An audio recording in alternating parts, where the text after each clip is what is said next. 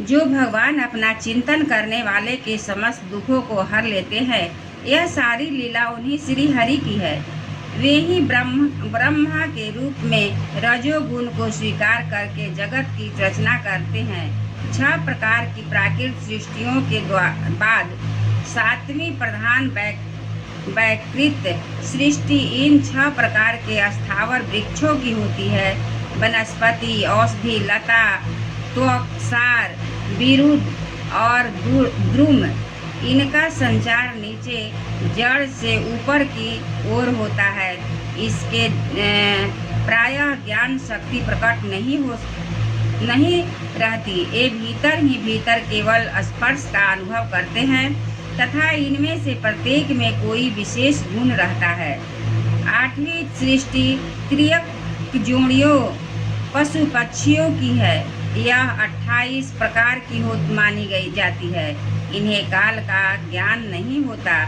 तमोगुण की अधिकता के कारण ये केवल खाना पीना, मैथुन करना, सोना आदि ही जानते हैं। इन्हें सूंघने मात्र से वस्तुओं का ज्ञान हो जाता है। इनके हृदय में विचार शक्ति या दूरदर्शिता नहीं होती। साधु श्रेष्ठ, इन त्रियकों में गौ, बकरा, भैंस, कृष्ण मृग, सुअर, नीलगाय, नाम का मृग, भेड़ और ऊंट ये त्रिसफ 2 खुरों वाले पशु होते हैं, पशु कहलाते हैं। गधा, घोड़ा, खच्चर, गौ, मृग, सरफ और चमड़ी ये एक खुर वाले हैं। अब 5 नख वाले पशु पक्षियों के नाम सुनो। कुत्ता, गीदड़, भेड़िया, बाघ, बिलाल, खरगोश, शाही, सिंह, बंदर, हाथी, कछुआ, गोह और मगर आदि पशु हैं। कंक, बगुला, गिद्ध, बटेर, बाज, भास, भल्लुक, मोर, हंस, सारस, चकवा, कौवा और उल्लू आदि उड़ने वाले जीव पक्षी कहलाते हैं। विदुर जी, 9वीं सृष्टि मनुष्यों की है। यह एक ही प्रकार की है। इसके आहार का प्रवाह ऊपर मुंह से नीचे की ओर होता है। मनुष्य रजोगुण प्रधान, कर्म परायणी और दुख रूप विषयों में ही सुख मानने वाले होते हैं। स्थावर, पशु, पक्षी और मनुष्य ये तीनों प्रकार की सृष्टियाँ तथा आगे कहा जाने वाला देव सर्ग वैकृत सृष्टि है तथा जो महत्वादि रूप वैकारिक देव सर्ग है, उनका गणना पहले प्राकृत सृष्टि में की जा चुकी है। इनके अतिरिक्त सनत कुमार आदि ऋषियों का जो कौमार सर्ग है, वह प्राकृतिक, वैकृतिक तथा वैकृत दोनों प्रकार का है।